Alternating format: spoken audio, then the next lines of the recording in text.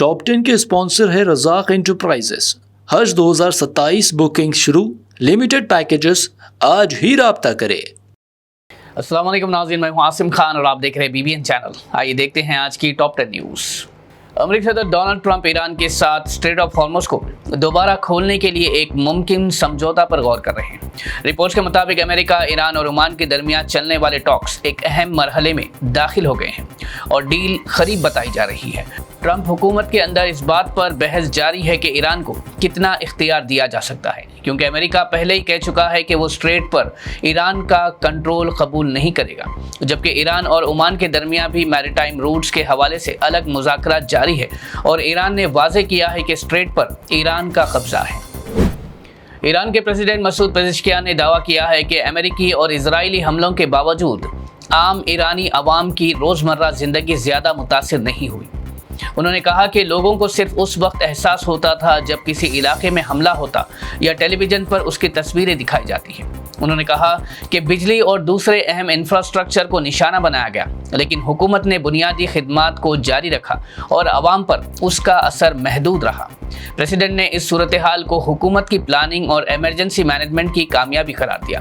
ساتھ ہی انہوں نے قومی یکجہتی پر زور دیتے ہوئے کہا کہ مشکل حالات کے باوجود حکومتی ادارے اور عوام ایک ساتھ کھڑے رہے اور ملک کے نظام کو برقرار رکھا گیا۔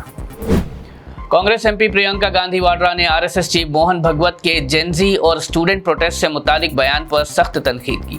پرینکا گاندھی نے کہا کہ جینزی کو موہن بھگوت سے کسی سرٹیفکیٹ کی ضرورت نہیں ہے۔ پرینکا گاندھی نے کہا کہ ملک کے جوان اپنی آواز خود اٹھاتے ہیں اور ان کی ایمانداری یا دیش سے محبت کا فیصلہ کسی اور کے سرٹیفکیٹ سے نہیں ہوتا۔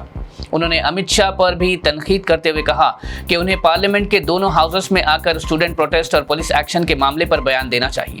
انہوں نے کہا کہ جوانوں کے مسائل کا حل گفتگو اور جواب دہی کے ذریعے نکالنا چاہیے، نہ کہ ان کی آواز کو نظر انداز کر کے۔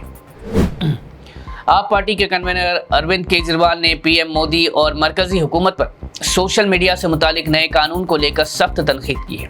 کیجریوال نے دعویٰ کیا کہ حکومت کے نئے قانون کے مطابق اگر حکومت کسی بھی سوشل میڈیا پلیٹ فارم کو کوئی پوسٹ یا ویڈیو ڈیلیٹ کرنے کا حکم دیتی ہے تو اسے 3 گھنٹے کے اندر ہٹانا ہوگا۔ انہوں نے کہا کہ قانون کا مقصد حکومت اور PM مودی پر تنقید کرنے والی آوازوں کو دبانا ہے، جبکہ BJP لیڈرز اور اس کے IT سیل لڑکیوں کے ساتھ گالی گلوچ، غنڈہ گردی اور دھمکیاں دیں تو ان کے خلاف ایسا کوئی ایکشن نہیں لیا جائے گا۔ کیجریوال نے کہا کہ PM مودی جنتر منتر کے پروٹیسٹ کے بعد سے جینزی اور جنتا سے ڈرے ہوئے ہیں۔ کاکروچ جنتا پارٹی کے فاؤنڈر ابھیجیت دیپکے نے RSS چیف موہن بھگوت کے جینزی اور اسٹوڈنٹ پروٹیسٹ پر دیے گئے بیان کا خیر مقدم کیا اور BJP کو بھگوت کی صلاح ماننے کا مشورہ دیا۔ دیپکے نے کہا کہ بھگوت نے واضح طور پر کہا ہے کہ احتجاج کرنے والے اسٹوڈنٹس کو اینٹی نیشنل قرار دینا غلط ہے اور ان کی بات کو توجہ سے سنا جانا چاہیے۔ انہوں نے BJP لیڈرشپ اور وزیر اعظم نریندر مودی سے مطالبہ کیا کہ اسٹوڈنٹ پروٹیسٹ کو بدنام کرنے کے بجائے ان کے مسائل کا حل نکالا جائے۔ دیپکے نے دعویٰ کیا کہ جینزی کے احتجاج نے تعلیم، نوکری اور اکاؤنٹیبلٹی جیسے اہم معاملات کو قومی بحث کا حصہ بنا دیا ہے۔ انہوں نے کہا کہ جوان نسل کے سوالات کو دشمنی کی نظر سے دیکھنے کے بجائے جمہوری گفتگو کے ذریعے جواب دیا جانا چاہیے۔ BJP MP اور ایکٹریس کنگنا رناوت نے جینزی اور جین الفا کے حوالے سے اپنا لہجہ بدلتے ہوئے کہا ہے کہ یہ نسل ملک کی طاقت اور فخر ہے۔ انہوں نے RSS چیف موہن بھگوت کی جینزی کے ساتھ ملاقات کی تعریف کرتے ہوئے کہا کہ جوان نسل بھارت کی تہذیب، پہچان اور قومی شعور کو آگے بڑھانے میں اہم کردار ادا کر رہا ہے۔ حالانکہ کچھ ہی دن پہلے کنگنا نے جینزی پر سخت تنقید کرتے ہوئے کہا تھا کہ یہ گٹر جنریشن ہے۔ لوک سبھا نے UPI ٹرانزیکشن سے متعلق بل پاس کر دیا ہے، جس کے بعد 2000 روپے سے زیادہ کے مرچنٹ UPI پیمنٹس پر MDR لگانے کا راستہ کھل گیا ہے۔ سب سے اہم بات یہ ہے کہ UPI سے پیمنٹ کرنے والے کسٹمر کو کوئی ایکسٹرا چارج نہیں دینا ہوگا۔ یہ چارج دکاندار یا مرچنٹ کو بینک یا پیمنٹ سروس پرووائڈر کو دینا ہوگا۔ عام UPI یوزر اور دوستوں یا خاندان کو پیسے بھیجنے والے پرسنل UPI ٹرانزیکشن پر اس کا کوئی اثر نہیں پڑے گا۔ تلنگانہ وزیر اعلیٰ ریونت ریڈی نے تلنگانہ سائبر سیکیورٹی بیورو کو سائبر کرائم سے مقابلے میں ملک بھر میں پہلی رینک حاصل کرنے پر مبارکباد دی ہے۔ PMO کی نیشن وائڈ ریویو میٹنگ میں تلنگانہ کو سائبر کرائم پرفارمنس کے حوالے سے نمبر 1 قرار دیا گیا۔ ریونت ریڈی نے کہا کہ یہ کامیابی تلنگانہ پولیس کی محنت اور سائبر جرم کو روکنے کے لیے کیے گئے اقدامات کا نتیجہ ہے۔ TGCSB نے cyber fraud complaints, investigations, awareness programmes اور ڈیجیٹل سیکیورٹی کے معاملات میں بہترین پرفارمنس دکھائی ہے۔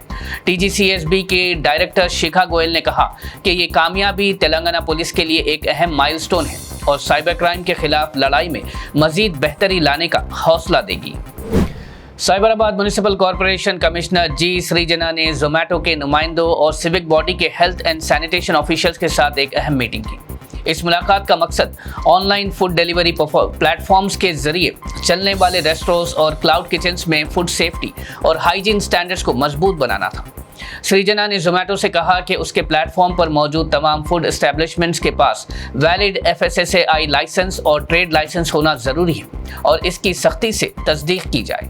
زومیٹو نے یقین دلایا کہ پلیٹ فارم پر لسٹڈ ریسٹورو اور کلاؤڈ کچنز کی ویریفیکیشن اور ریگولیٹری کمپلائنس کو مزید سخت بنایا جائے گا۔